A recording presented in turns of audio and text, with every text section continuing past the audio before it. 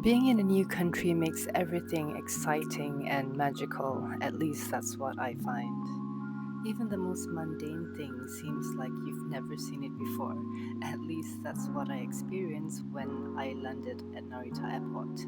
One of the first things that caught my eye after clearing immigration was none other than the information counter, and so that is what we'll be sketching and painting today. So, if you want some creative time for yourself, grab your favorite drink and your favorite supplies, and let's have some creative time together.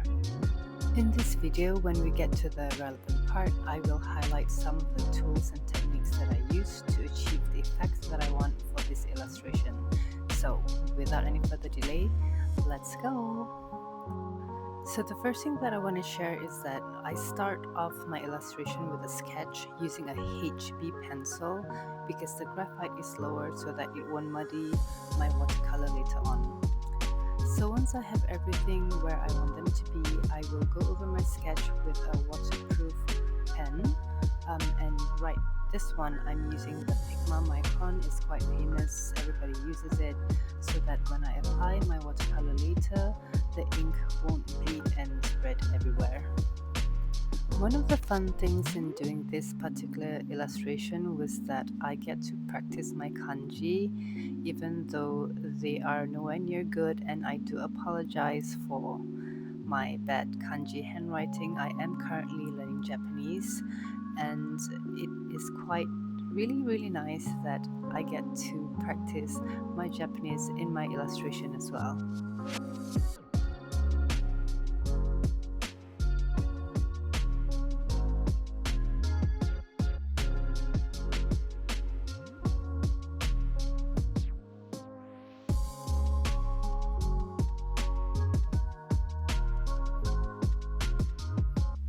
So the second tip here is that I soften the edges of the watercolor with just a damp brush because I don't want the end of the watercolor to have a harsh mark once it's dried. And how you do that is you clean up your brush with clear water first, dab off the excess water, and then like dab it right at the edge of the watercolor so that it doesn't have a harsh drying mark once it's dried.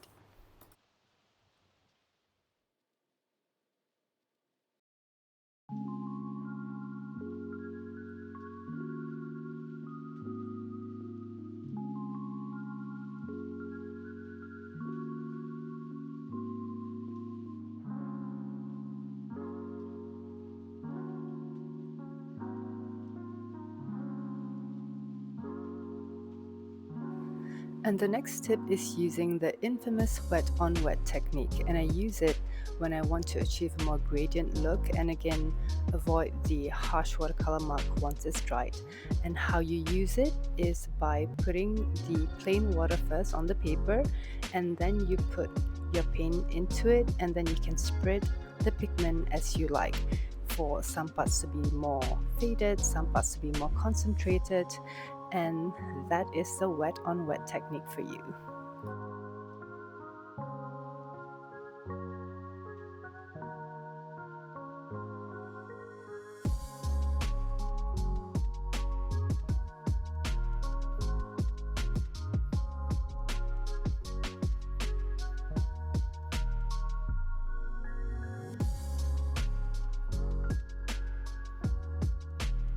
So here's one funny and quite obvious tip that I got from one of my watercolor instructor. Don't be afraid to turn your page, paper, sketchbook, whatever, because sometimes our body, our hand, our arms, our shoulders are more comfortable and stable when it moves a certain way. So if that means that you have to, or you're more comfortable with having your paper upside down, do it. What matters most is that you are enjoying the process and it's not taking a toll on you. No one is gonna come and tell you off for just turning your page. The pen I'm using here is the Uniball Sino, which I find to be very opaque and great to be used on top of watercolor if you are looking for an alternative to gouache.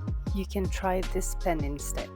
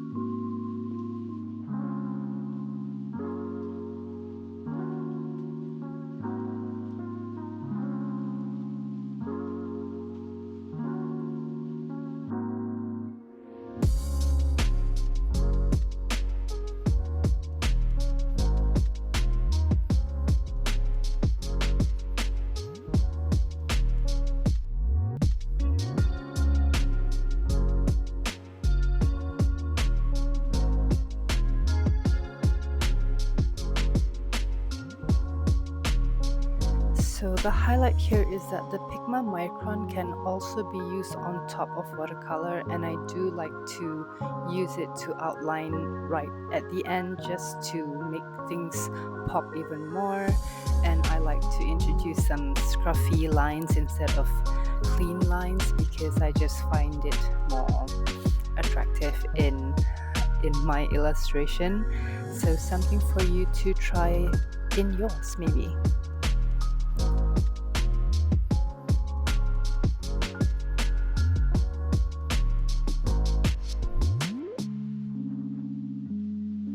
And here I'm just using the Pigma Micron again just to introduce some lines to suggest the tiles of the hall where the information counter was, and the lines here are just to suggest that there are things behind the counter that are not important to my illustration because the subject matter is the information counter for me. So I hope the tips I shared are useful for you. Subscribe so that we can have more creative time together, and I will see you in the next one. Bye!